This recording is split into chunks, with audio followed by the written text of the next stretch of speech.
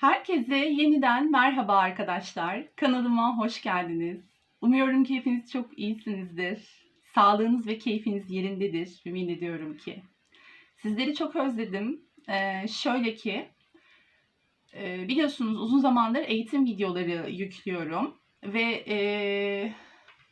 yüklemeye de devam ediyorum. Yani yüklemem gereken sanıyorum 5 ya da 6 tane daha video var. Bu eğitim serisini sizlere faydalı olması açısından yükledim. Umarım ki onu da takip ediyorsunuzdur, yararlanıyorsunuzdur. Bu eğitim videolarının arasında da böyle açılımlar yapmaya çalışıyorum. Ve inanın açılım yapmayı çok özledim. Bugün önemli bir açılım yapacağız. Güzel bir açılım yapacağız. Bunu zaten uzun zamandır aslında yapmayı düşünüyordum ama bugüne kısmetmiş diyelim.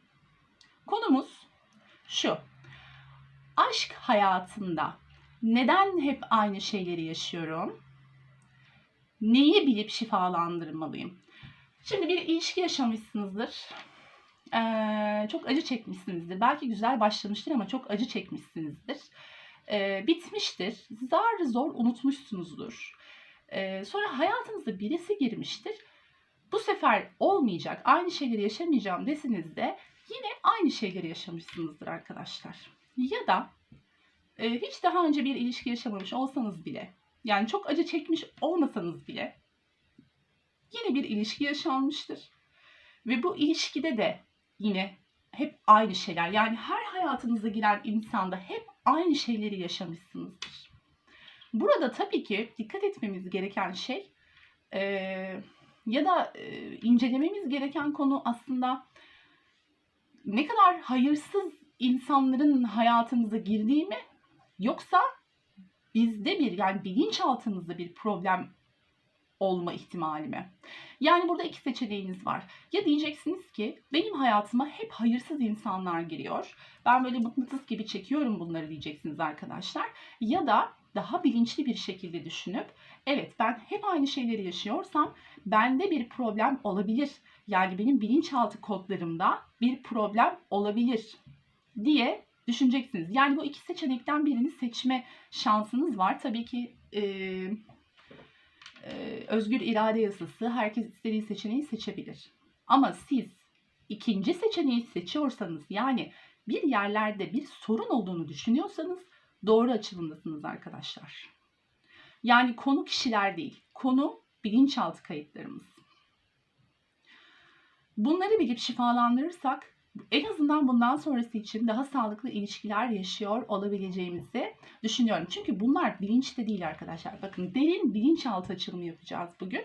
Yani sizin farkında olmadığınız şey nedir? Belki de farkında olduğunuz. O da çıkabilir tabii ki, yani açılımın gidişatına göre bakacağız. Ama burada bilip şifalandırmanız, yani sağlıklı ilişkiler yaşamak için bu sadece aşk ilişkisi de olmayabilir. Sonuçta ilişki dediğimiz şey insanların arasındaki her türlü ilişkidir. Arkadaşlık ilişkileri, aile ilişkileri. Bu arada ailevi sorunlara dair bir takipçim ricada bulunmuştu. Güzel bir öneride bulunmuştu daha doğrusu. Ailevi sorunlara ilişkin de bir açılım yapacağız ilerleyen zamanlarda. Bu ayrı bir konu. Yani bu bugün bahsettiğim genellikle aşk ilişkileri. Ama başka bir şey çıkarsa onu da dahil edeceğiz. Yani özetle ilişkilerinizde, aşk ilişkilerinizde neden hep aynı kısır döngünün içinde kalıyorsunuz? Neden hep aynı şeyleri yaşıyorsunuz? Ve neyi bilip şifalandırmanız gerekiyor? Buna bakacağız arkadaşlar bugün.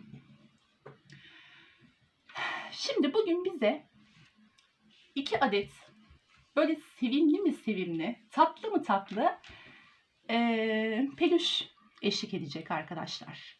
Bunlar çok çok uzaklardan, dünyanın öbür ucundan, Amerika'dan getirdiğim peluşlar. Tabii ki her nesne gibi, size gösterdiğim her nesne gibi. Bunların da benim için özel enerjileri var. Şimdi bunlardan birini seçmenizi rica edeceğim. Deste seçmeli yapıyoruz açılımı. Yani siz bu nesnelerden, bunlardan bir tanesini seçeceksiniz ve ona göre açılımı dinleyeceksiniz. Dilerseniz ikisini de birden dinleyip kendinize uyanları alıp kabul edebilirsiniz arkadaşlar. Böyle rahat rahat, geniş geniş, sakin sakin bir açılım yapalım bugün istiyorum. Şimdi bunları tabii ki arkadaşlar rastgele seçmedim. Bir anlamı var. Kaplan ve geyik olmalarının bir anlamı var. Bunu siz seçiminizi yaptıktan sonra desteleri okumaya başlamadan önce söyleyeceğim. Çünkü seçiminizi etkilemek istemiyorum şu anda. Siz ilk gözünüze çarpan hangisi ise onu seçeceksiniz arkadaşlar. Şöyle birinci peluşumuz şöyle bir beyaz kaplan. Arkadaşlar şöyle görüyorsunuz net bir şekilde. Özellikle telefon kullanıyorum çünkü netlik daha iyi sanki burada. Diğerinde aslında daha net ama odak problemi var o makinamda. O yüzden şöyle net bir şekilde görmeniz için. Evet, birinci destemiz bu beyaz kaplan olacak. İkinci destemiz ise bu güzel geyik olacak arkadaşlar. İlk gözünüze çarpanı lütfen seçin. Neden bunları seçtiğimi de birazdan açıklayacağım. Çünkü biliyorsunuz arkadaşlar her hayvan, hayvanlar da tıpkı tarot kartları gibi bilinçaltımızdaki arketipleri hitap ederler ve orada bir şeyleri çalıştırırlar. O yüzden bunları seçmenizi hani istiyorum, yani etkilenmeden seçmenizi. Evet, siz bunları seçerken ben de destelerimi oluşturmaya başlayacağım. Biraz uzun bir açılım olacak.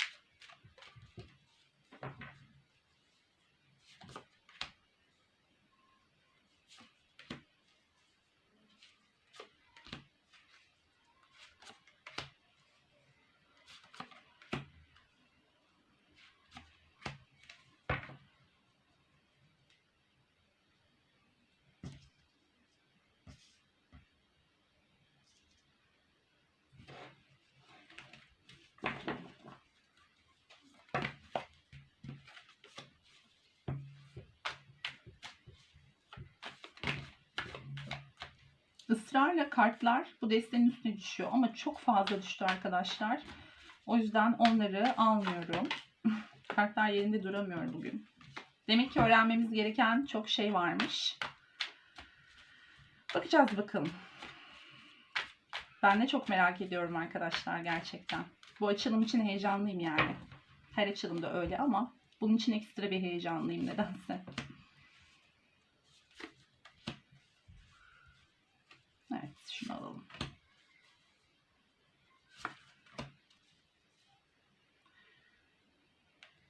Alamadım. Evet. Şunu alalım.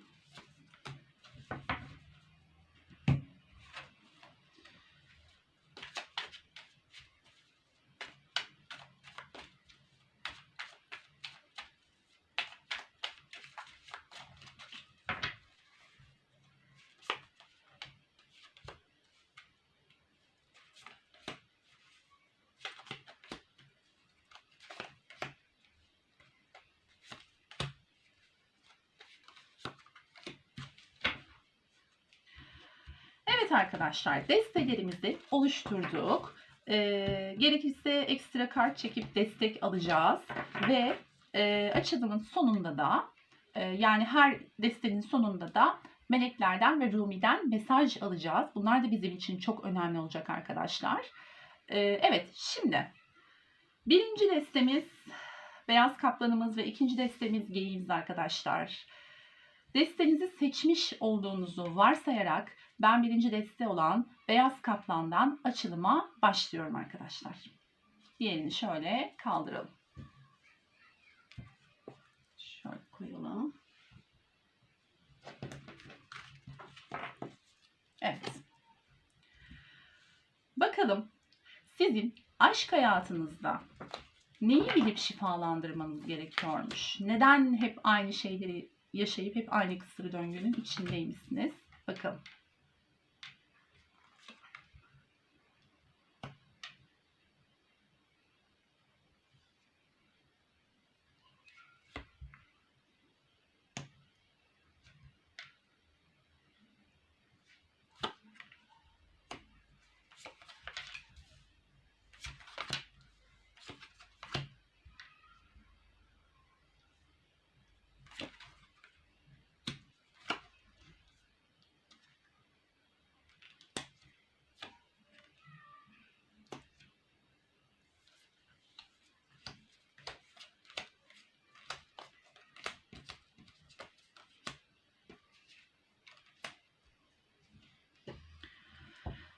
Evet.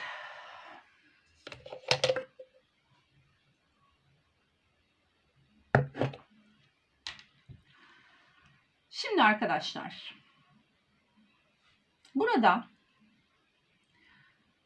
çok belirgin bir şekilde, yani başlangıçta şunu söyleyeyim daha açılıma geçmeden, şeyi az kalsın unutuyordum. Neden beyaz kaplan demiştik? Onu bir açıklayalım ilk önce arkadaşlar.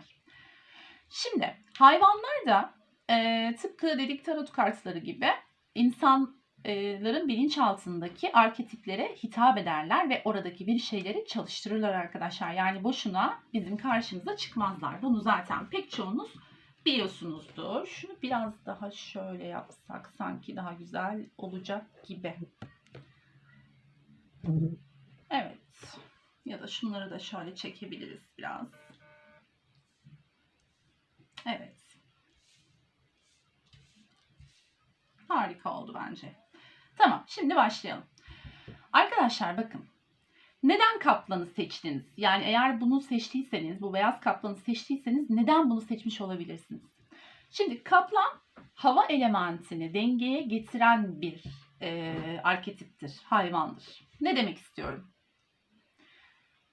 Kaplanlar mesela suda çok iyi yüzerler. Böyle bir özellikleri vardır. Ve mecbur kalmadıkça grup halinde dolaşmazlar arkadaşlar. Yalnız başlarına dolaşmayı tercih ederler. Bakın şimdi bu söylediklerim önemli. Yani yalnızlığı seven, yalnızlıktan güç alan bir arketiptir. Çok mecbur olmadıkça grupların içine girmezler arkadaşlar kaplanlar.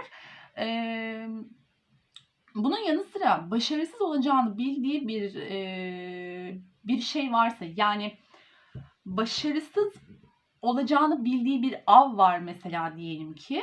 Onun asla peşinden koşup kendini boşu boşuna yormaz kaplan arkadaşlar. Böyle bir özelliği daha var. Neyi çalıştırır kaplan? Arketipi bilinçaltımızdaki adanmışlık, denge, ustalık ve esneklik konularını çalıştırır. Bakın tekrar ediyorum. Adanmışlık, denge, ustalık ve esneklik konularını çalıştırır. Yani ne dedik? Kaplan yalnızlığı sever, mecbur olmadıkça grupların içine girmez ve bunun yanı sıra adanmışlık diyor bakın. Şimdi bunları elimize bir aldık.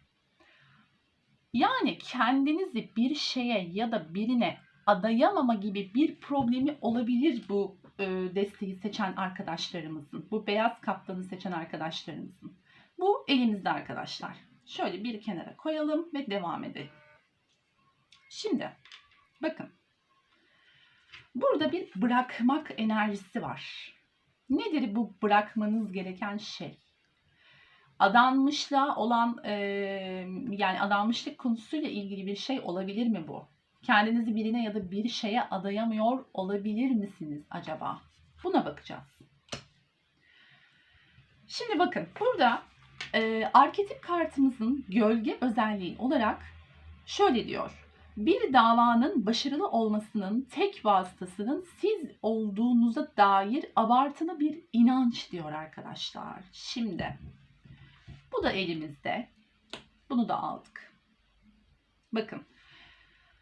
Şöyle bir bilinçaltı kalıbına ya da inancına sahip olabilirsiniz arkadaşlar.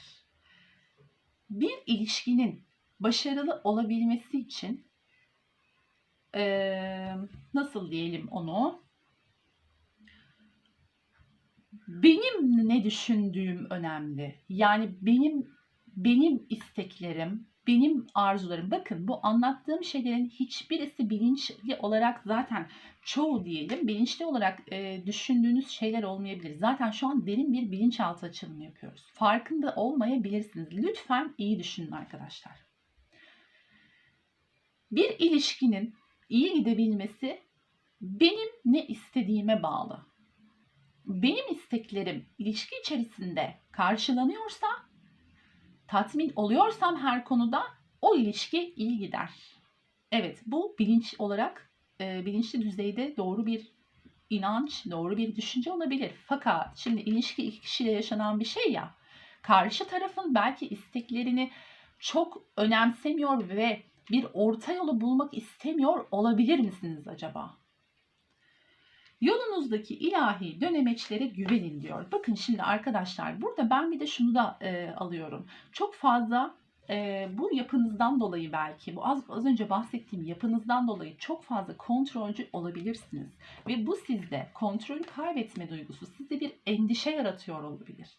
Yani kontrol elinizden gittiği zaman endişeye kapılıyor olabilirsiniz ve bu endişe sizin ilişki içerisindeki dengelerinizi bozuyor olabilir. Yani karşılıklı olarak. Bakın burada bir yolunuzdaki ilahi dönemeçlere güvenin kartımız çıkmış ve burada da bir yol ayrımı kartımız çıkmış. Şimdi sizin bir inanç kalıbını yıkmanız gerekiyor arkadaşlar gibi görünüyor. Yani bu tek kalıp, tek düşünce, yalnızca benim isteklerim, benim kontrolümde olursa ilişki devam eder, güzel olur. Yoksa o ilişkiden hiçbir şey olmaz. İstemiyorum ben böyle bir ilişki gibi bir şeyiniz varsa, yani böyle çok sert kalıplarınız varsa bunu da belirtiyor olabilir arkadaşlar. Bu yüzden kendinizi bir başkasına adayamıyor olabilirsiniz. Adamaktan kasıt burada yani bir hissetmek, bir ilişkiyi yaşamak, o kişiyle bir olmak. Anlatabiliyor muyum? Yani bu gibi şeyler ne dedik zaten kaplan arketipinde de adanmışlık problemi var. Yani bir yerde bir adanmışlık problemi var ve bu da dengeyi bozuyor. Esneklikle ilgilidir aynı zamanda demiştik. Yani esneyemiyorsunuz sanki siz. Belirli bir kalıplarınız var, kurallarınız var. Bu kuralların dışına çıkamıyorsunuz gibi hissediyorum. İşte bu yol ayrımı aslında sizin, yani bu kart normalde bir seçim yapmaktır. Ama bana burada hissettirdiği şey bu kartın Biraz esnemeniz gerekiyor. Bakın burada da bir bırakmak kartımız çıkmıştı. Sizin bu katı kuralları bir esnetmeniz gerekiyor. İlişkiye dair katı kuralları gibi hissediyorum. Çünkü yolunuzdaki ilahi dönemeçlere güvenin diyor. Yani bakın, bir şeyleri biraz da sistemin akışına güvenerek bırakmak da önemli. Burada endişe yaratan konular var. İşte bu konular sizin kontrolcülüğünüzden kaynaklanıyor olabilir. Yani ilişkiyi sürekli kontrol altında tutmalıyım. Eğer ipin ucunu kaçırırsam ilişki asla iyi gitmez. Yani bu sadece ilişkide değil, sizin hayatınızın her yerinde, her alanında olabilir. Yani aşırı kontrolcü olabilirsiniz arkadaşlar. Yolunuzdaki ilahi dönemeçlere güvenin. Yani biraz ilahi sisteme güvenip olayları oluruna bırakabiliyor olmanız lazım. Esnemeniz lazım, rahatlamanız lazım arkadaşlar. Ben buradan bunu anladım. Yani bu desteği seçen arkadaşlarımın bırakması gereken konu yalnızca bırakması gereken konu kontrol konusu bence arkadaşlar, ağırlıklı olarak. Şimdi ne dedi? Bir davanın başarılı olmasının tek vasıtasının siz olduğuna dair abartılı bir inanç. Yani ben olursam ilişkide başarı olur. Tabii ki siz olmazsanız zaten ilişkide olmaz yani. O ilişki içerisinde, ama sizin istekleriniz, sizin kontrolünüz, her şeyi sizin yönetmeniz gibi konular, zaten bir dişil enerjiyseniz bu çok aykırı dişil enerji arkadaşlar. Eğer bir eril enerjiyseniz tabii ki bunu ağırlıklı olarak siz üstlenmelisiniz. Ama bir dişil enerjiyseniz biraz eril enerjiye bırakmak gerekiyor bazı şeyleri. Yani dengeyi sağlamanız gerekiyor, işte orada eril dişil dengesini sağlamanız gerekiyor. Burada kesinlikle arkadaşlar benim kişisel önerim, eril dişil dengesi üzerinde bir çalışma yapabilirsiniz ki zaten bakacağız tavsiyeleri de, ama bu benim kişisel önerim yani. Şimdi şurayı özetlemem gerekirse esneklik, kontrol olgusunu, kontrol duygusunu biraz bırakmak, ilahi sistemin akışına güvenmek, her şeyin sizin çözebileceğinizi inancını ya da siz olmazsanız kimsenin hiçbir şeyi beceremeyeceği inancını, varsa bilinçaltınızda, bakın bu dediğim gibi bilinçaltı düzeyde konuşuyoruz. Hemen hani yok bende öyle bir şey diyebilirsiniz, ama çok dikkatli, çok iyi düşünmeniz gerekir burada. Varsa böyle bir şeyiniz, bunu da bırakmanız, aynı zamanda yani esnemeniz gerekiyor arkadaşlar. Çok katı bir kişi görüyorum ben burada. Çok katı bir enerji görüyorum. Bu da inanç kalıplarınızdan kaynaklı. Belki farkında bile değilsiniz ve bu sizde bir endişe yaratıyor. Bu endişeden kurtulmalısınız. Ve bu endişe ilişkilerinizde dengeyi bozuyor. Kim olduğu önemli değil. Bakın hep aynı, farklı kişiler hayatınıza girse bile hep aynı şeyleri yaşıyorsanız bu söylediğim sebepten kaynaklanıyor olabilir. Biraz rahatlamanız gerekiyor özetle arkadaşlar. Devam edelim bakalım. Bakın asa dörtlüsü ve iyileştirme kartımız çıkmış. Şimdi asa dörtlüsü biliyorsunuz ki bir kademe yukarı çıkmaktır. Bir görevi tamamlamaktır, dengeye gelmektir. Eğitim videolarında bahsetmiştim asa dörtlüsünü, hatırlarsanız. Şimdi bakın, siz ilişkide o dengeyi kuramadığınız için zaten ilişkilerde bir tutarlılık olamıyor. Yani adanmışlık, karşı tarafın isteklerine de kulak vermek, onu da bir şeylerin içine katmak, beraber karar vermek gibi şeyleri, bu konularda bir iyileştirmeye gitmeniz gerekiyor arkadaşlar. Çünkü tamam, asa dörtlüsü bir kademe yukarı atlamaktır. Aynı zamanda dengeye gelmektir.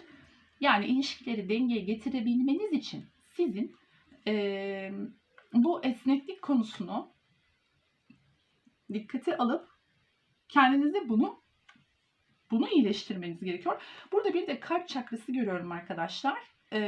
Kalp çakrasında bir iyileştirme görüyorum. Yani buradan aslında aldığımız mesajda belki kalp çakranızla ilgili bir sıkıntı da olabilir. Yani kalp çakranızla ilgili çalışmalar da yapabilirsiniz. Kalbinizin açılması, genişlemesi gerekiyor. İlişkilerinizde daha sağlıklı bir noktaya gelebilmeniz için. Benim buradan anladığım bu arkadaşlar. Bunu yaparsanız, yani ek olarak şunu da söyleyeyim. Bunu yaparsanız ilişkilerinizde bir kademe yukarı çıkma şansınız olabilir. Yani hep mesela tanışıyorsunuz diyelim ki, hiçbir şey olmadan bir ayrılık gerçekleşiyor. İlişki bitiyor. Bir anda bitiyor. Çünkü karşınızdaki kişi de bunu sürekli uzun vadede çekemez. Yani böyle oluyorsa ya da diyelim ki bir kademe yukarı çıkıyor ama diğer kademeye bir türlü geçemiyorsunuz. Bir yerde tıkanıyorsunuz arkadaşlar. İşte bunun için, bunun önünün açılması için, bu blokajın kalkması için bir iyileştirmeye gitmeniz gerektiği şart. Bunu da ne olduğunu sorduğum zaman direkt kartın söylediği, bakın, kalp çakrası. Kalp çakrası ile ilgili bir sıkıntı olabilir. Bunun üzerine çalışmanız şart arkadaşlar. Bakın şimdi siz şöyle düşünüyorsunuz bana göre. Burada da zaten çıkmıştı. Ben olmazsam nasıl diyelim, yani ben, önemli olan kişi ilişkide benim. Benim isteklerim önemli. Çünkü kendinizi bir para kraliçesi gibi arkadaşlar görüyor olabilirsiniz. Bakın, para kraliçesi çıkmış ve bir ay kartı çıkmış yanında da. Sessizlik çıkmış arkadaşlar. Siz tabii ki böyle düşünüp böyle hissettiğiniz için ve buna göre davrandığınız için karşı tarafa, ki bakın bunu hep destekliyorum, bir para kraliçesi gibi, yani kendi değerini bilen ve bunu karşı tarafa hissettiren bir kişi olmanız çok ama çok önemli. Fakat burada daha farklı bir konu var. Yani burada şu var. Para kraliçesi, burada para kraliçesi olduğunun aslında farkında. Yani burada kişinin kendine değer vermemekle ilgili bir sıkıntı ben görmüyorum bu açılımda, bu destede. Fakat kişi kendini böyle hissediyor ama bunu belki de karşı tarafa çok fazla baskın bir şekilde hissettiriyor ve karşı taraf kaçıyor. Belki korkuyor bundan. Yani bu onu da korkutan bir şey. Şimdi tamam, biz kendi süreçlerimize, kendi bilinçaltı sorunlarımıza bakıyoruz. İyileştirmemiz gereken şeyler. Karşı tarafta hiç mi problem yok? Tabii ki var arkadaşlar. Vardır muhakkak ama biz kendimizle ilgili kısmı halletmeliyiz ilk önce. Biz öyle bunu hallettiğimiz zaman, kendimizle ilgili kısmı hallettiğimiz zaman zaten karşı tarafta kendi sorunlarını kendi halledebilir. Yetişkin insanlar sonuçta, değil mi? Öyle düşünüyorum. Devam edelim. Şimdi burada para kraliçesi olduğunu çok farkında. Bu değeri talep ediyor. Evet, bu da çok güzel, buraya kadar her şey okey ama nerede tıkanıyor? Talep etme şekli belki de. Örnek veriyorum. Ben bunu hak ediyorum. Bana bu şekilde davranamazsın. Hak ettiğim şekilde davranmak zorundasın. Ben olmazsam bu ilişki olmaz. Ben olmazsam sen hiçbir şey beceremezsin. Bunu direkt söylemenize gerek yok. Bunu hissettiriyor da olabilirsiniz arkadaşlar. Bunlara bir dikkat etmekte fayda var. Yani kendinizi gözlemlemekte fayda görüyorum. Yani biraz daha dişil enerjide, şimdi eril enerji dinliyorsa beni, belki eril enerji de aynı şekilde davranıyordur. Yani dişil enerjiyle geçmeniz gerektiğini söylüyorum burada ama bunu dengelemek, yani denge çok önemli. Eril de olsanız, yani kadın da olsanız, erkek de olsanız fark etmez. O bedeninizdeki eril dişil enerji dengelemeniz gerekiyor arkadaşlar burada. Devam edelim bakalım. Evet. Bakın. Şimdi burada bir kupa asınız var. Burada da bir yolculuk kartınız var. Ben buraya bir kart daha seçmek istiyorum. Emin olmak istiyorum çünkü. Yanlış bir yorum yapmayalım. Çünkü önemli bir konuya bakıyoruz.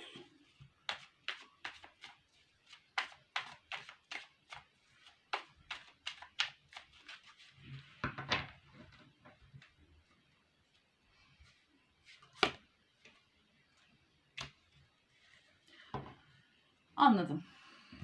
Şimdi arkadaşlar bakın, buranın anlatmak istediği şey şu. Şimdi siz kendinizi bir para kraliçesi, yani burada yine kadın erkek olmanız fark etmez. Biliyorsunuz bu bir enerjidir. Siz burada yine kendinizi bir para kraliçesi gibi gördüğünüz için, karşı taraftan da bunu talep ettiğiniz için, ilişki için bir fedakarlıkta bulunmak istemiyor olabilirsiniz. Bir adım atmıyor olabilirsiniz. Yani modunuz şu olabilir. Hani her ne kadar yapıyor gibi görünseniz de bilinçaltında şu olabilir. O yapsın, o etsin, o yapacak. Tabii ki yapacak. Çünkü ben bir para kraliçesiyim. Ben bugüne kadar böyle gördüm. Bundan sonra da böyle olacak. Gibi böyle bir düşünceyle geri planda kalmayı tercih ediyor olabilirsiniz. Ama sorun şu ki, evet bu da aslında dengeli olduğu zaman güzel bir şey. Ama sorun şu ki arkadaşlar, o geri planda kaldığınız zaman içinizi yiyor olabilir. Yani çok cool bir görüntü vermeye çalışırken aslında karşı tarafa oturduğunuz yerde içinizi yiyor olabilir arkadaşlar. Çünkü hak ettiğim değeri hala görmedim. Bana hala adım atmadı. Bak kavga ettik, ayrıldı gitti, hala aramıyor, görüyor musun? Yani bu karşı tarafın hayırsız olmasından ziyade sizden korkup çekinmesiyle ilgili bir konu olabilir. Korkup çekinme derken de çok fazla sert ve sivri olmanızla da ilgili olabilir eğer böyle bir yapınız varsa. Ama burada benim anladığım her şeyi karşı taraftan bekleyen, aslında ilişkinin, yani şöyle söyleyeyim. Şimdi her şey karşı taraftan bekliyor. Geri planda kalmayı, hareketsiz kalmayı tercih ediyor gibisiniz ama bunu yine kontrolü elinizde tutmak için yapıyorsunuz. Yani olayı daha iyi kontrol edebilmek için yapıyorsunuz sanki bunu arkadaşlar. Böyle bir şey de söz konusu olabilir. Devam edelim bakalım.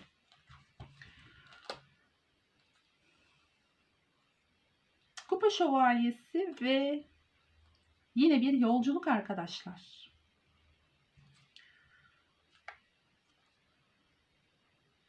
Şimdi şöyle bir şey de hissediyorum. Siz karşı tarafı açıkça konuşup açık iletişim kurup yani anlaşmak yerine sanki şöyle terbiye etmeye çalışıyorsunuz gibi. Terk ederek. Yani en ufacık bir şeyde hemen böyle arkanızı dönüp gidiyormuş gibi yaparak belki bir korku ve kontrol, yani korku uyandırıp kontrolü ele almaya çalışıyor gibi hissettim sanki burada. Yani ben gidiyorum. Bak toparla. Hani şurada dedim ya, karşı taraftan bekliyorsunuz gibi. Sanki o öyle yaptığınız zaman, yani bilinçaltındaki düşünce şu. Öyle yaptığınız zaman kontrolü elinize alacakmışsınız gibi hissediyorsunuz. Bu yüzden de belki de en ufacık bir kavgada ya da tartışmada ya da sorun, her neyse arkadaşlar bu, hemen arkanızı dönüp kestirip atma ve gitme enerjisindesiniz. Ama gerçekten böyle olsa sorun değil. Siz öyleymiş gibi yapıp gidiyorsunuz, uzaklaşıyorsunuz ya, gözden kaybolduğunuz anda belki bir köşeye saklanıp bakıyorsunuz gibi sanki. Yani geliyor mu gelmiyor mu arkamdan? İşte yalvaracak mı? Ne yapacak? Teklifde bulunacak mı? Çiçeklerle gelsin, böceklerle gelsin gibi. Böyle bir algı. Yani bu çocuklukla ilgili bir şey olabilir. Hani çocukken anne babalarımıza ya da bizi yetiştiren kimse onlara istediğimizi yaptırmak için böyle küserdik ya. Hepimiz yapmışızdır bunu. Hani küsmenin işe yarayacağını düşünürdük. Küsüp arkamıza dönersek işte bizimle ilgilenirler, istediğimizi yaparlar gibi. Aynı çocukluktan gelen bir kalıp da olabilir. Aynı bu şekilde arkadaşlar, burada böyle bir enerji seziyorum ben.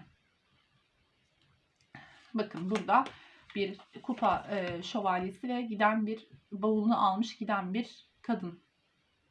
Yani gidiyorum ama arkamdan da gel yani gibi.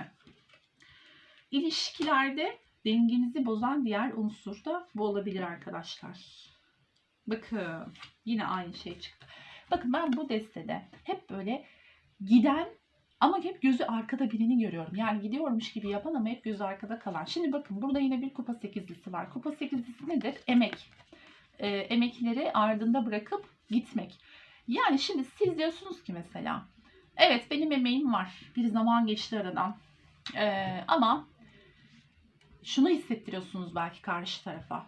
Ne olursa olsun emeklerimi bırakıp giderim. Bak beni kızdırma, emeklerimi bırakır giderim, hiç umurum olmaz gibi bir tavra girdiniz diyelim ki arkadaşlar.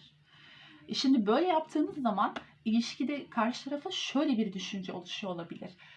Demek ki biz orta yolu bulamayacağız. Demek ki ortak bir paydada buluşamayacağız. Demek ki en ufacık bir şeyde çekip gidecek, hiçbir fedakarlık yapmayacak. Adanmışlıkla ilgili bir sıkıntı var demek, yani kendini ilişkiye adayamıyor. Belki de bana alışamadı, belki de beni sevemedi. O yüzden bu kadar kolay terk edip gidiyor. Yani karşınızdaki kişi sizin şu yaptığınız hareketin aslında onu kontrol etmek için yaptığınızın farkında olmayabilir. Onu istemediğiniz için, hele hele karşınızdaki bir erkekse arkadaşlar, erkek düz mantık düşünür. Siz gidersiniz, bak her şeyi yakar giderim, bırakırım umurum olmaz. Siz gidersiniz bir kadın olarak. Erkek için sizin gitmeniz gitmektir. Yani sizin onu terbiye etmek ya da kontrolü elinize almak için gittiğinizi düşünmez. Düz mantık. Gitmek gitmektir onun için. Bakın kendi kendinizi bu şekilde sabote ediyor olabilirsiniz. Yani gidiyorsunuz ama bakın çok güzel gidiyorsunuz. Çok artistik, çok havalı gidiyorsunuz belki. Ama bakın kapalı kapıların ardında halinize bakın. Mesela bu yani metaforik olarak. Yani burada arkadaşlar gidiyorsunuz hem karşı tarafta yani bu şekilde her şeyi yakıp giderek hem karşı tarafta bir üzüntü oluyor hem de kendinizi bu hale getiriyorsunuz gibi sanki. Böyle hissediyorum bu destede. Nedense. Evet. Devam edelim bakalım. Biraz bu desteği seçen arkadaşlarım biraz bence sakinleşmesi gerekiyor. Yani bu endişe durumundan bakın burada bir endişe çıktı. Burada yine bir aksiyon Mars enerjisi var arkadaşlar. Aksiyon kartı, ateş enerjisi var. Bakın bir anda parlıyor olabilirsiniz. Yani siz ateş elementinin özelliklerini çok baskın şekilde gösteren bir birey olabilirsiniz. Ateş grubu burçlara mensup olabilirsiniz ya da bu ateş elementi nedir?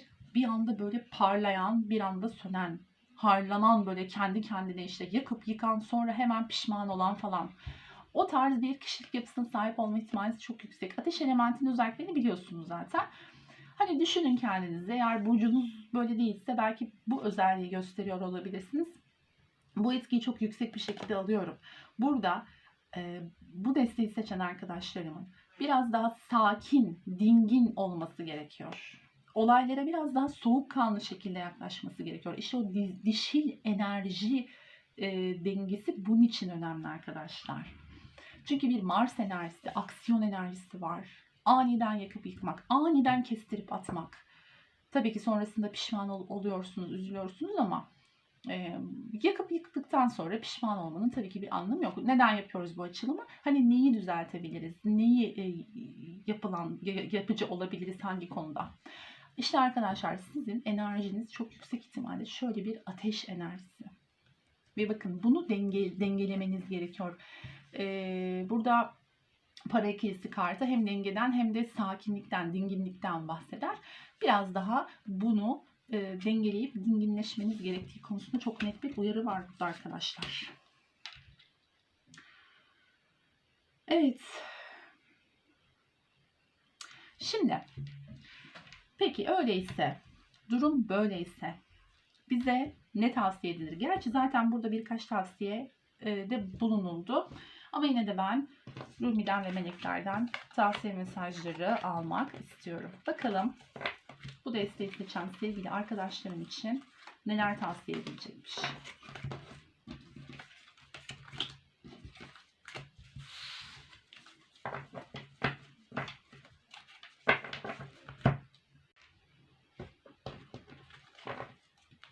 Evet, bakalım meleklerimiz bize bu konuda neler tavsiye edecek?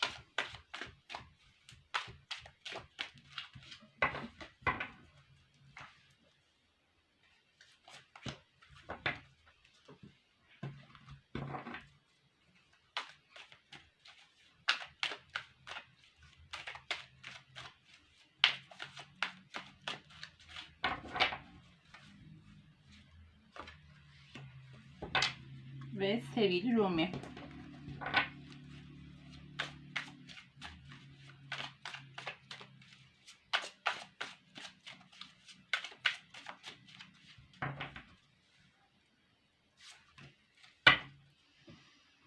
Evet, bakalım.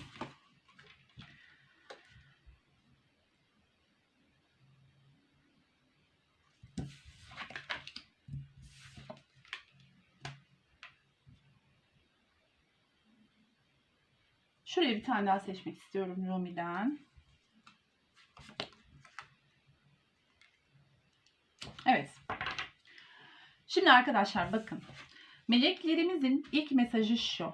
Taze organik sebze ve meyvelerin sende yüksek yaşam gücü enerjisini arttırması ruhsal frekansını yükseltir. Şimdi sizin zaten bir eril dişil enerji dengelemesi yapma ihtiyacınız olduğunu söylemiştim. Bunun yanı sıra ruhsal enerjinizin de yükselmesi gerekiyor arkadaşlar. Belli ki burada az önce endişe kartı çıkmıştı. Belli ki burada ruhsal enerjinizi düşüren bazı durumlar var ve bu durumlar ilişkilerinize de yansıyor. Yani sizdeki o endişe ve stres karşı tarafa da yansıdığı için dolayısıyla ilişkilerde bir bozulma meydana geliyor. Yani bunu her seferinde yaşıyor olabilirsiniz. Bir takım enerji çalışmaları yaparak frekansınızı yükseltebilirsiniz ve bunun yanı sıra beslenme ile de ilgili bazı sıkıntılar yaşıyor olabilirsiniz. Yani burada tabii taze organik sebze ve meyvelerin tüketilmesi gerektiğine dair bir karttır bu. Fakat şu da olabilir. Yani yediklerinize ve içtiklerinize biraz daha dikkat edip daha dengeli beslenme, yani burada bir diyet yapmak ya da herhangi bir şeyden kısmaktan bahsetmiyoruz. Biraz daha belki yeme düzeninize dikkat edip daha sağlıklı beslenebilir. Belki yürüyüş yapabilirsiniz. Eğer kötü bir alışkanlığınız varsa, bir bağımlılığınız varsa yani bundan kurtulmaya çalışabilirsiniz gibi. Yani bunlar da sizin ruhsal durumunuzu etkiliyor gibi görünüyor arkadaşlar. Burada meleklerin size böyle bir mesajı var. Biraz daha sağlığınıza dikkat etmeniz gerekiyor olabilir. Yani sağlıkla ilgili bir probleminiz de olabilir. Ve bu problem de sizin ruhsal frekansınızı düşürüyor olabilir.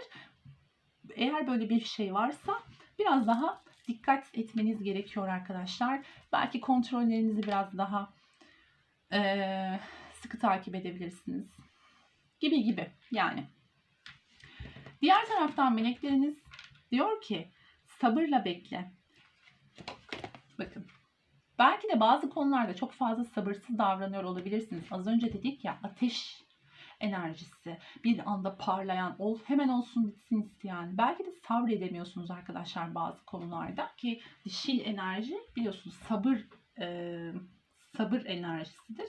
Yani burada eğer böyle bir durum varsa daha sabırlı olmanız gerektiği ile ilgili bir uyarı var. Diyor ki güzelliğin günleri sabrın bahçesinde yetişir. Yani sabredersen bunun karşılığını mutlaka alırsın. Biraz daha sabretmeye yönelik bir çalışmalar yapabilirsiniz. Bu konuda kendinizi biraz daha geliştirebilirsiniz arkadaşlar. Ve Rumi de diyor ki arkadaşlar bakın kılıçların onlusu ve değneklerin dokuzusu geldi. Kartların üzerini okuyorum. Kılıçların onlusu, harabenin altında muazzam bir hazine var. Ve değneklerin dokuzusu, Hindistan'ı rüyalarında görmek için fil gibi olman gerekir. Bakın arkadaşlar şimdi Rumi'nin mesajı çok açık. Rumi diyor ki sen iyi bir ilişki yaşamak istiyorsan, evet bugüne kadar bak kılıç onlusu, bugüne kadar artık çok sıkıntı çektin ama artık buna bir son vermen gerekiyor. Yani ilişkilerdeki bu ilişki gidişatlarını düzeltmen gerekiyor. Bu kısır döngüden çıkman gerekiyor artık. Yani bunu artık bitirmiş ve halletmiş olmalısın. Bunun zamanı geldi. Arkadaşlar telefonun hafızası da olmuş. Onu bir boşaltıp geldim hemen. Nerede kalmıştık? Evet. Rumi diyor ki bunları yaşadın bugüne kadar. Kılıç onlusu artık bir sona gelindi. Bundan sonra şifalanman artık başlamalı. Yani sen bunu yapmalısın. Artık doğru zaman geldi. Ve bunu nasıl yapacaksın? Hindistan'ı rüyalarında görmek için fil gibi olmak gerekir. Yani sen bir şey yaşamak istiyorsan, sağlıklı bir ilişki yaşamak istiyorsan önce sen kendini şifalandıracaksın. Karşı taraftan beklemek yerine kendi üzerine düşeni yapacaksın. Sen olayın kendinle ilgili kısmını hallettikten sonra bak bakalım yine bu böyle sağlıksız ilişkiler yaşıyor musun? Yine aynı kısa döngülerin içinde dönüyor musun? Yoksa daha sağlıklı ilişkiler mi yaşıyorsun? Bunu gözlemle diyor Rumi arkadaşlar. Evet, mesajlar da çok güzeldi ve gayet netti. Güzel bir açılım oldu. bilgilendirici, farkındalık kazandırıcı bir açılım olduğunu düşünüyorum. Şimdi hemen şifamızı çalıştıralım bu deste için. Şu gibi düşünüyorum ama evet. Kupa ası kartımızla şifalandıralım açılımımızla. Bu desteği seçen, bu beyaz kaplan destesini seçen sevgili arkadaşlarım için evrenden en yüksek şifanın akmasına niyet ediyorum. Buna kanal olmaya niyet ediyorum. Umarım bundan sonra daha farkındalıklı ve daha sağlıklı ilişkiler yaşarsınız arkadaşlar. Dinlediğiniz için çok teşekkür ediyorum. Kendinize çok iyi bakın. Ben hemen bir sonraki açılıma geçiyorum. Bu güzel geyiği seçen arkadaşlarım, sizler de yeniden hoş geldiniz. Şimdi arkadaşlar açılıma geçmeden önce neden bu geyiği seçmiş olabileceğinize dair, yani dedim ya hani boşuna bu hayvanları koymadım buraya diye. Eğer bunu seçtiyseniz neden bunu seçmiş olabileceğinize dair birkaç öngörüm olacak. Yani hayvanlar biliyorsunuz tıpkı tarot kartlarındaki gibi bilinçaltımızdaki arketipleri çalıştırırlar. Bakalım bu geyiği neden seçmişsiniz? Sizin hangi arketipinizi çalıştırmak için karşınıza çıkmış? Hemen bakalım. Şimdi arkadaşlar geyik hava enerjisini, hava elementini dengeye getiren bir hayvan arketipidir. Gösterişli, güzel ve hızlı bir hayvandır. Bulunduğu alana çok kolay uyum sağlayabildiği için dünyanın her yerinde yaşayabilir. Yani uyumlu bir hayvan arketipidir, hayvandır aynı zamanda. Şimdi bu sizin bilinçaltınızda hangi arketipleri çalıştırmış olabilir?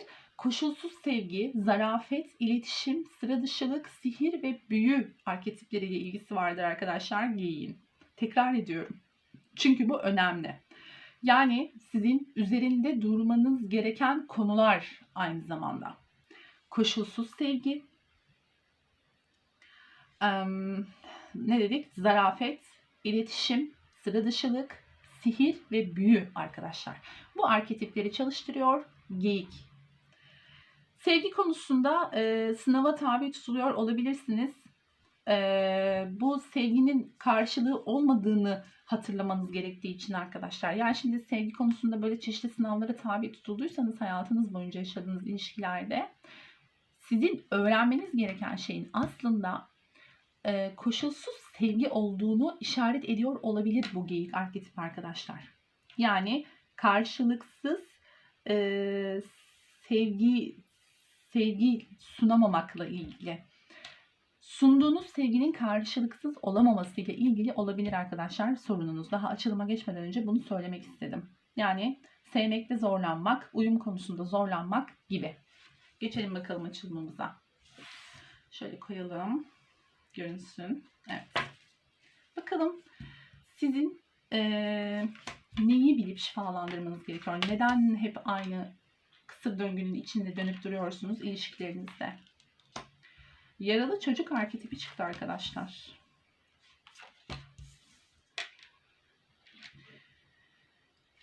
İlk destede de bırakma kartı gelmişti. Size de aynısı geldi. Fakat burada sanıyorum konu biraz daha farklı, bakacağız.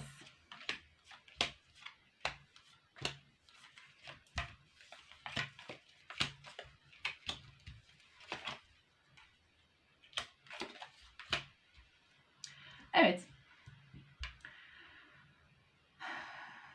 Şimdi arkadaşlar öncelikle ilk dikkatimi çeken kartla başlamak istiyorum. Yaralı çocuk arketipi çıktı arketip kartlarında. Bütün yürümeyen ilişkiler için çocukluk yaralarını suçlamak. Bağışlayarak hayata devam etmeye direnmek. Arkadaşlar ben bu desteği seçen arkadaşlarımızın, bakın burada da bir çocuk görüyorum kartın üzerinde. Ben bu desteği seçen arkadaşlarımızın çocuklukla ilgili ciddi yaraları olduğunu ve korkuların buradan kaynaklandığını düşünüyorum. Yani sizin ilişkiye ait zannettiğiniz sorunlar aslında sizin çocukluğunuza ait olabilir arkadaşlar. Bakın ne diyor? Bütün yürümeyen ilişkiler için çocukluk yaralarını suçlar, bağışlayarak hayata devam etmeye direnir. Siz çocukluğunuzla ilgili hatırladığınız ya da hatırlamadığınız bilinçaltında kayıtlı olan bir şeyi unutamıyor ve affedemiyor olabilirsiniz. Bunu bağışlayamıyor olabilirsiniz ve bütün yürümeyen ilişkiler için bakın o kadar manidar geldi ki yani ilişkilerdeki sorunlara dair bilinçaltı açılımı yapıyoruz ve arketip kartı bize aynen şöyle diyor. Bütün yürümeyen ilişkiler için çocukluk yaralarını suçlamak. Yani siz çocukluğunuzdaki bu şeyin muhtemelen farkındasınız. Evet, çocukluktan itibaren çok ciddi yaralar almış olabilirsiniz ve bu yaraları ilişkinize yansıtıyorsunuz. Tabii ki doğal olarak ve ilişkilerinizin yürümemesinin aslında bu yaralardan kaynaklandığının da farkındasınız. Şimdi bu sizin bilincinizde olan, yüksek ihtimalle bilincinizde olan ama eğer bilincinizde değilse de bilinçaltınızda olan ama her iki ihtimalde de var olan bir şey. Yani böyle bir konu var. Çocukluk yarası görünüyor arkadaşlar. Bakın bununla ilgili korku çalıştırıyorsunuz. Yani ilişkide bir şeyden korkuyorsunuz ve bu korkuyu çalıştırıyorsunuz. Bunu karşı tarafa da yansıtıyorsunuz. Hem kendinizi hem karşı tarafı bu korkularla sabote ediyorsunuz gibi görünüyor. Ve bunu artık bırakmanın zamanının geldiğini, yani bu korkuları artık bırakmanız gerektiğini söylüyor kart. Bunun zamanı gelmiş arkadaşlar. Demek ki az önceki açılımda da yani ilk destede de şifalanmanın zamanı geldiğinden bahsediyordu. Burada da aynısından bahsediyor. Demek ki bu açılıma boşuna denk gelmediniz arkadaşlar. Artık bıktıysanız yani yeter artık ben düzgün bir ilişki yaşamak istiyorum. Nedir benim bu çektiğim yahu diyorsanız arkadaşlar çok doğru bir zamanlama demek ki bu açılım sizin için. Demek ki ben de doğru hissetmişim. Evet, bu korkularla ilgili bir bırakma zamanının geldiğini işaret ediyor kartlar. Devam edelim bakalım. Bakın siz çok dua ediyorsunuz. Siz bu çocukluk yaralarınızla ilgili sorunun farkındasınız gibi görünüyor ve bunun için gerçekten çok dua ediyorsunuz. Siz bunu iyileştirmek istiyorsunuz aslında. Yani bu durumu iyileştirmek istiyorsunuz. Bunun farkındalığındasınız. Ama nasıl yapacağınızı belki bilmiyorsunuz. Nereden başlayacağınızı bilmiyorsunuz. Yani ortada bir problem olduğunu farkındasınız ama ne olduğunun belki tam olarak farkında değilsiniz. Ama kesinlikle iyileşmek istediğiniz kesin arkadaşlar burada. Bu desteği seçen arkadaşlarım için. Bu tartışılmaz bir gerçek. Zaten diyor ya bırakma zamanı. İşte demek ki sabrınızın son şeyine geldiniz artık. Yani artık sağlıklı bir ilişki yaşamak istiyorsunuz. İşte demek ki o yüzden doğru zaman bu zaman. Sabrınızın ince sonuna kadar gelmesi gerekiyormuş demek ki arkadaşlar. Neyse her şey olması gereken zamanda olur zaten. Şimdi geçmişe hayıflanmak yerine önümüze bakıp neleri şifalandırabileceğimizi düşüneceğiz değil mi? Yani. Evet.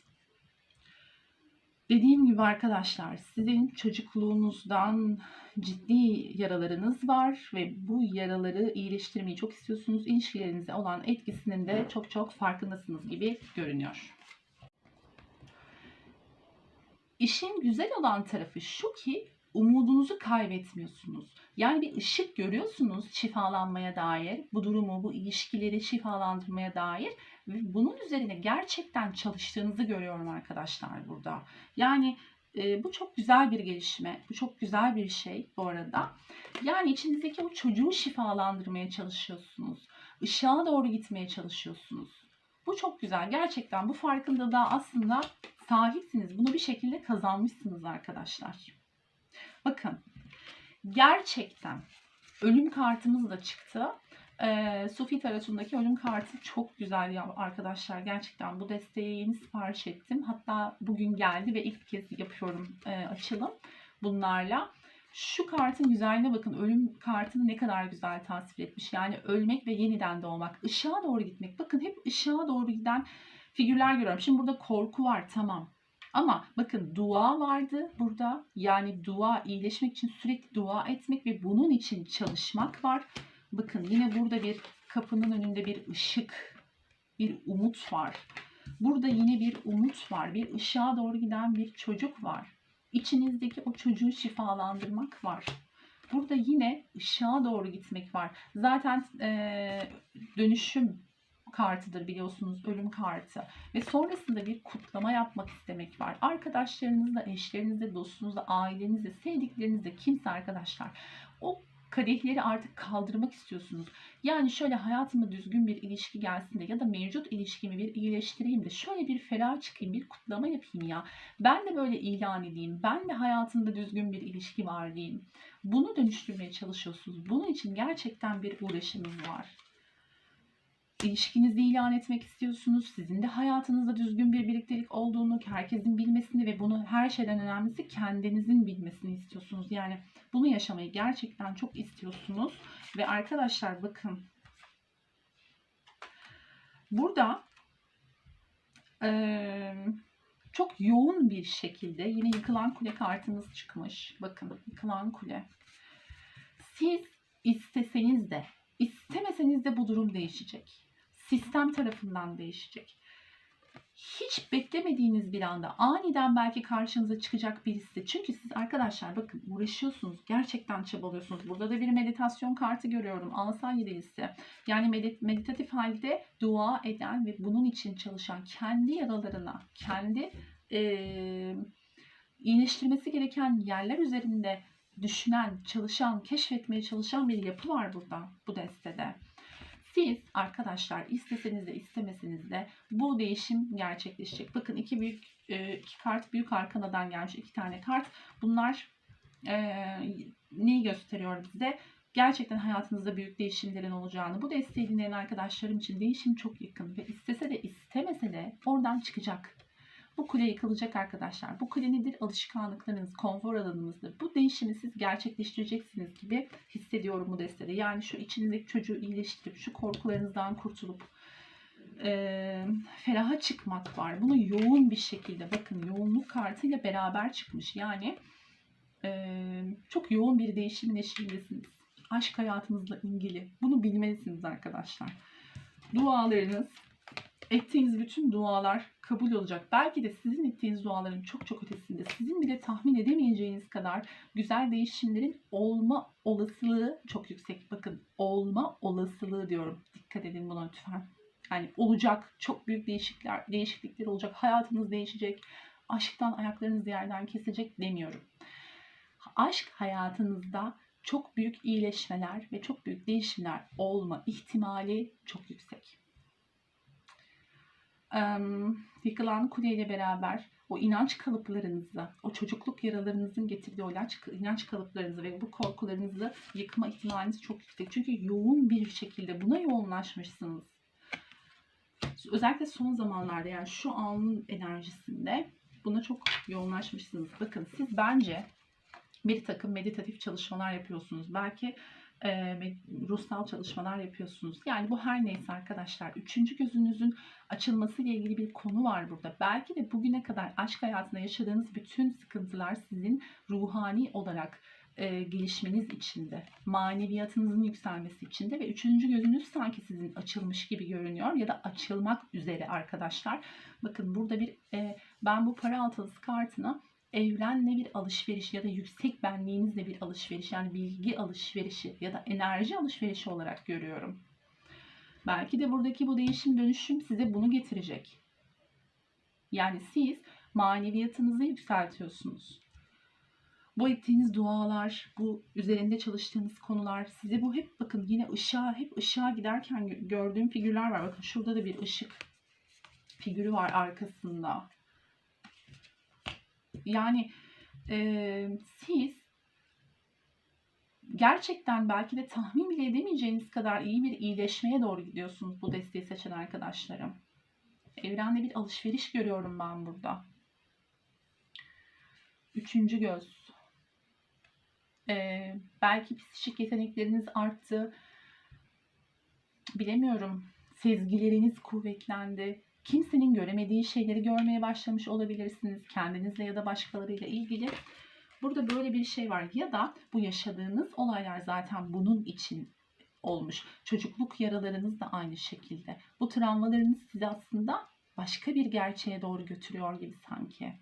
Hiçbir şey boşuna yaşanmamış gibi arkadaşlar. Ve kendinizle ilgili yaptığınız bu çalışmalar da asla boşuna değil. Dedim ya şurada çalışıyorsunuz diye hani para 8'lisi çıkmıştı. Yani bu çalışmalar gerçekten bana burada kendiniz üzerinde ciddi anlamda çalıştığınızı gösteriyor. Şu kuleyi yıkacaksınız arkadaşlar ya. Yani siz yıkmasanız da zaten sistem yıkacak. Bunun zamanı gelmiş. Bunu kötü algılamadım. Bunu güzel algıladım. Yani eski düzeniniz sanki böyle yıkılacak. Baştan aşağı bir şeyleri inşa edilecek hayatınızda gibi hissediyorum ben. Devam edelim. Bakın. Şimdilik. Çok manidar. Burada bir yıkılan kulemiz vardı. Zaten bu kartı biliyorsunuz. Bakın yukarıdan şimşekler, yıldırımlar düşüyor. Kuleye çarpıyor. Kule parçalanıyor falan filan. Bakın burada da aşağı yukarı aynı şey. Bu kadersel olayları anlatır arkadaşlar. İki kartın anlamı da aynı yani. Aynı anlamda bu da kule kartıyla eşdeğerdir bana göre. Yani iki kartın da anlamı aşağı yukarı aynı. Aşağı yukarı değil zaten aynı. Ve bu bana şunu gösteriyor. Siz kesinlikle arkadaşlar kaçınılmaz bir değişimin eşiğindesiniz ve bu kadersel. Bakın burada aşıklar kartı gelmiş. Şimdi şunu şöyle bir koyalım.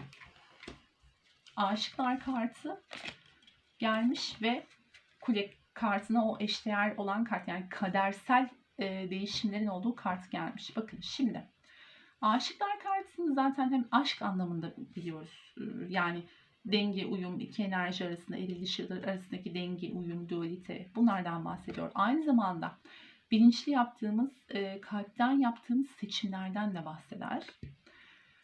Siz arkadaşlar bu kadersel yıldırımla, kadersel aniden yıldırım gibi belki de hayatınıza girecek bir kişiyle beraber, yaklaşan bir aşkla beraber aşk hayatınızı yeniden yazacaksınız gibi. Ya da belki de böyle biriyle tanıştınız arkadaşlar.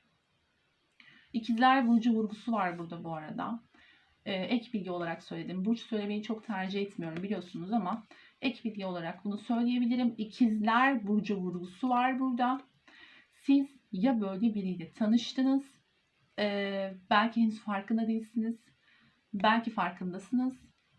Aniden hayatınıza böyle yıldırım gibi hiç beklemediğiniz bir anda giren biriyle tanıştınız ya da tanışacaksınız arkadaşlar ve bu kişi ikizler burcu olmak zorunda değil ama hava etkisi göstermesi, yani hava elementinin özelliklerini çok yoğun şekilde taşıyabilir bu kişi ya da ikizler burcunun özelliklerini taşıyabilir, öyle olmasa bile.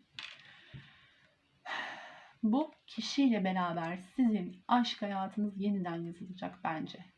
Benim hissettiğim şey burada bu.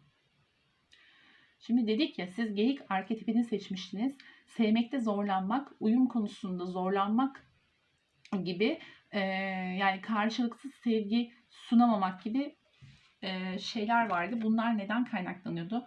Sizin çocukluk travmalarınızdan, korkularınızdan, yaşadıklarınızdan kaynaklanıyordu. Çünkü bir yaralı çocuk olarak çıktınız siz. Bu yüzden karşı tarafa, hayatınızda giren insanlara karşılıksız sevgi sunamıyordunuz. Çünkü siz karşılıksız sevginin ne olduğunu bilmiyordunuz. Bunu bilerek büyümediniz belki. Belki aileniz, anneniz, babanız ya da çevrenizdeki insanlar sevginin hep karşılıklı olduğunu size gösterdiler. Nedir bu? Çok basit bir örnek verelim.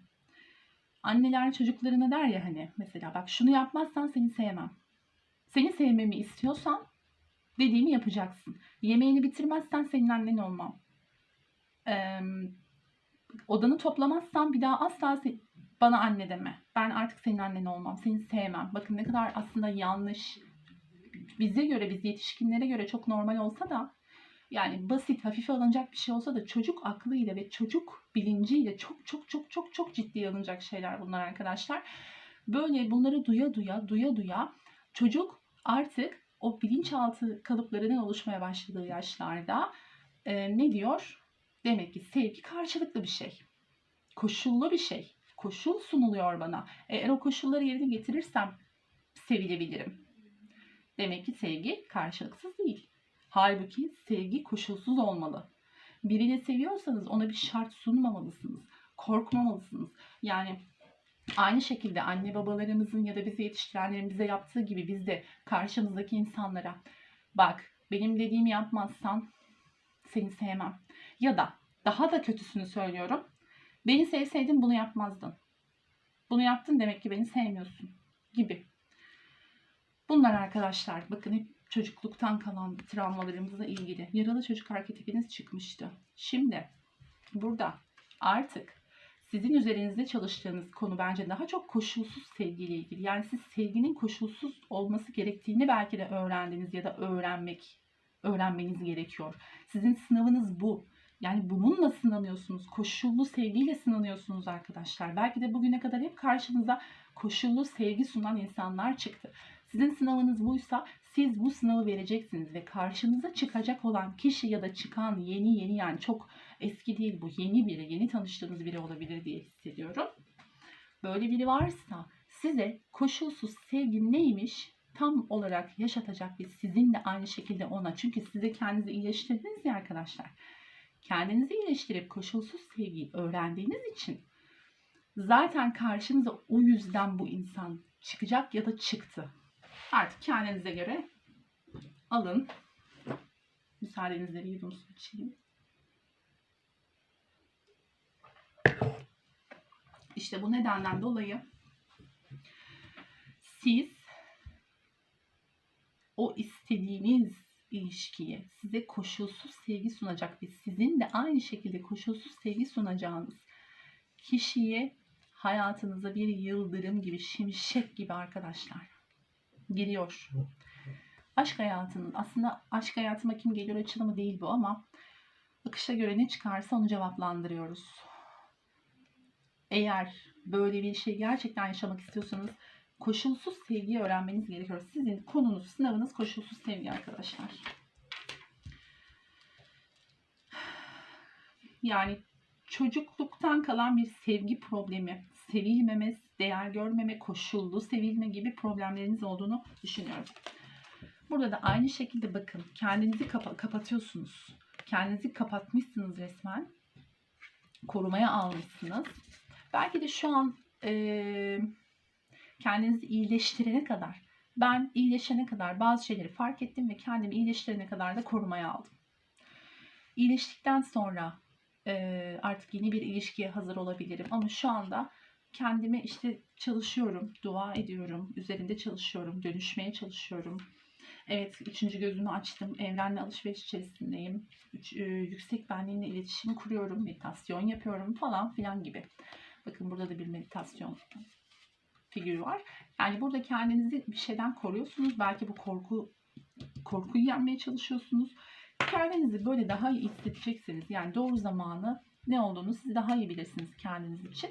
Eğer arkadaşlar kendinize bir zaman koyduysanız, bir zaman süre tanıdıysanız ve bu süre içerisinde iyileşmeyi planlıyorsanız tabii ki bu tamamen sizin kişisel tercihinizdir. Fakat ben bu desteği seçen arkadaşlarım için gerçekten olumlu gelişmeler görüyorum. Yani aslında iyileştirmek için çabalayan bir grup görüyorum burada. Birinci destede de aynı şey vardı aslında. Yani orada bu yoktu diyemem. Fakat orada burada bu destede farkındalık biraz daha yükselmiş. Yani değişime biraz daha yakın bu deste gibi görünüyor arkadaşlar. Öyle söyleyebiliriz. Güzel, gayet güzel arkadaşlar. Çok hoşuma gitti gerçekten buradaki hikaye, anlatılanlar. Şimdi başka ne söyleyebiliriz diye bakıyorum. Evet.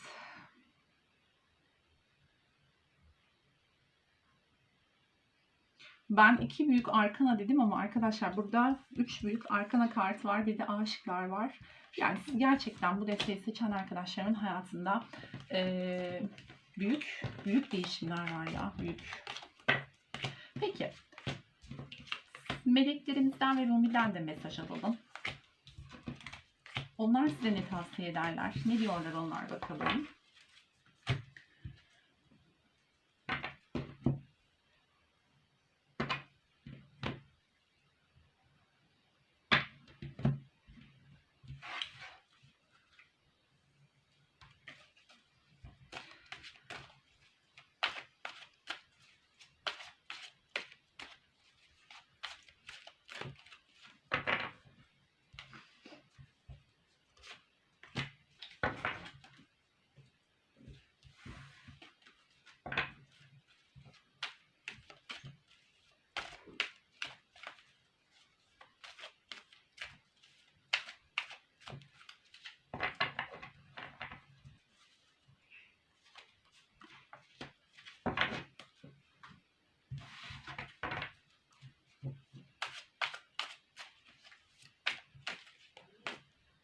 şunu alacağım ya. Kendini resmen böyle dışarıya doğru çıkardı. Bakalım ne diyor meleklerimiz.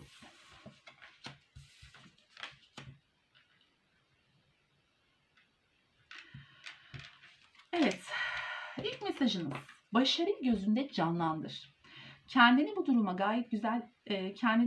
gayet güzel idare ederken gör ve olumlu bir sonuca inan. Bakın siz zaten çalışıyorsunuz kendi üzerinizde. Bir şeyleri değiştirmeye çalışıyorsunuz. Bu çok güzel ve melekler de size diyor ki yani bu sürecinize yardımcı olacak bir öneride bulunuyorlar. Bu kendinizi iyileştirme ve yüksek benliğinize iletişim kurma sürecinize yardımcı olacak bir öneride bulunuyorlar. Diyorlar ki kendini bu durumu gayet güzel idare ederken gör ve olumlu bir sonuca inan.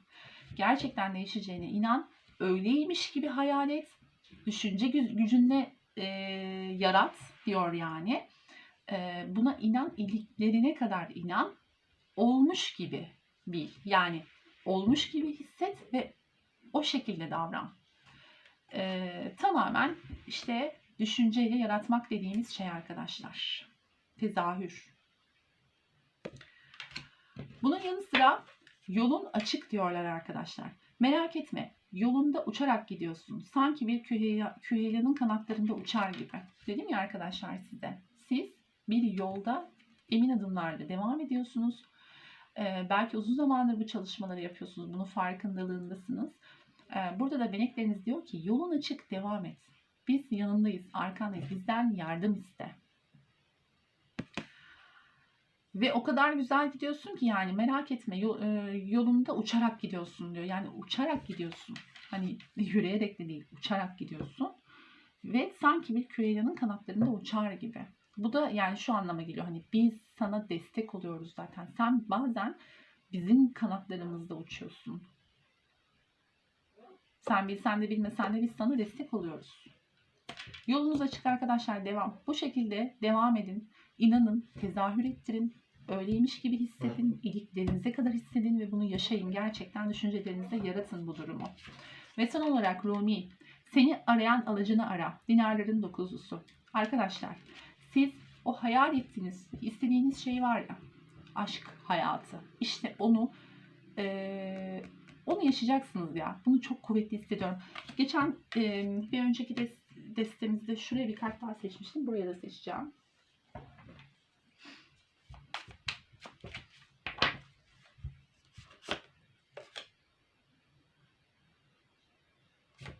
Bir tane daha seçeceğim. Bakın arkadaşlar, Rumi'den çok önemli bir uyarı var. Şimdi dinarların dokuzlusu seni arayan alıcını ara dedi. Şeytan dedi. Şeytan kartı çıktı ve değneklerin onlusu kartı çıktı. Bakın okuyorum. Saplantılarınızın kaynağı kendi egonuzdur. Nemrut benzeri kendinin alevlerinden kurtul. Bir uyarısı daha var. Yani bütün bu söylediklerimize ek olarak Rumi'nin bir uyarısı daha var. Diyor ki zaman zaman egoya düşüyor olabilirsin. Yani çok geliştiğine dair kendini bazı konularda geliştirdin ya, buna dair egoya düşüyor olabilirsin. Kendini bazen böyle çok yüksekten uçarken görüyor olabilirsin. Tamam, burada bir küheylanın kanatlarında uçarak gidiyorsun. Evet, ama bu uçmayı başka şeylerle karıştırma. Yani bunu çok fazla ego yapıp abartma. Farklı taraflara saptırma olayı. Ben oldum. Ben herkesten farklıyım. Ben herkesten çok biliyorum. Ben en iyisini yaşayacağım. En iyi ben oldum gibi egoları sakın düşme diyor. Bakın iyi ki de çekmişim bunu arkadaşlar. Çünkü burada bir şey çekmem gerektiğini hissettim zaten. Seni arayan alıcını ara. Evet, sen bir yerlere geleceksin. Bu çünkü çalışıyorsun, emek harcıyorsun. Fakat eğer egoya düşersen başa döneceksin. Yani bu kadar emeğin de boşa gidecek. Sınavını veremeyeceksin. Bu hayat yolundaki ve aşk hayatında tekrar başa döneceksin. Egoya düşmeme konusunda arkadaşlar dikkatli olalım. Yani tabii ki ego hepimizde olan bir şey ve zaman zaman da gerekli bir şey. Yani dengeli ve ölçülü olduğu sürece gerekli. Fakat bunu işte abartmamak gerekiyor. Yani ben oldum, ben tamamım, ben en iyisiyim değil de hiçbir zaman olmayız arkadaşlar. Yol hep devam eder. bizi çok farklı farklı yerlere götürür. Her zaman mütevazi olmalıyız ve hayat yolunda devam etmeliyiz. Çünkü zaman döngüseldir biliyorsunuz. Saplantılarınızın kaynağı kendi egonuzdur. Yani tekrar aynı şeyleri yaşamak istemiyorsan, aşk hayatında başa dönmek istemiyorsan, geçmişteki sıkıntıları yaşamak istemiyorsan sakın egoya düşme. Nemrut benzeri kendinin alevlerinden kurtul. Yani burada da şu iki kartta arkadaşlar aslında aynı şeyi anlatıyor. Yani üst üste geldiler. Ne kadar manidar. Uyarı çok net. Egoya dikkat arkadaşlar. Evet, güzel yoldasınız. Bu şekilde devam ama egoya dikkat etmeniz gerekiyor. Ölçülü ve dengeli olmak için. Peki o zaman. Şöyle yapalım. Yani birçok güzel kartımız var aslında ama ben bugün aşıklar kartını bu aşk hayatıyla ilgili sorunlar açılımımızda şifa için aşıklar kartını bu destek için kullanacağım. Evet. Bu güzel geyiği seçen, bu desteği seçen arkadaşlarım için evrenden en yüksek şifanın akmasına niyet ediyorum ve buna kanal olmaya niyet ediyorum. Aşk hayatlarınızdaki tüm sorunların iyileştiği, ayaklarınızı yerden kesecek, size her anlamda tatmin edecek bir aşk için bütün o güzel aşk enerjilerini evrenden almaya ve bu desteği seçen arkadaşlarıma kanal olmaya niyet ediyorum. Bence harika bir açılımdı. En keyif aldığım açılımlardan biri buydu arkadaşlar. Çünkü bize farkındalık kazandıracak her türlü açılım bana göre çok güzeldir. Birinin gelip gelecek mi gidecek mi, işte ne zaman gelecek, 3 vakte kadar mı 5 vakte kadar mı demek yerine bana göre farkındalıklı videoları seyretmek, bunları çekmek, bunlara emek etmek çok daha önemli. Çünkü ben takipçilerime, izleyicilerime ve her şeyden önemlisi kendime değer veren biriyim. Benim için gerçekten çok değerlisiniz. Bütün destekleriniz beni çok mutlu ediyor. Yani abonelikleriniz, beğenileriniz ve yorumlarınız beni çok mutlu ediyor. Önerileriniz beni çok mutlu ediyor. Karşılıklı etkileşim halinde olmayı seviyorum sizlerle. Evet arkadaşlar, dinlediğiniz için çok teşekkür ediyorum. Kendinize çok iyi bakın. Bir sonraki açılımda görüşmek üzere. Hoşça kalın. Like and subscribe.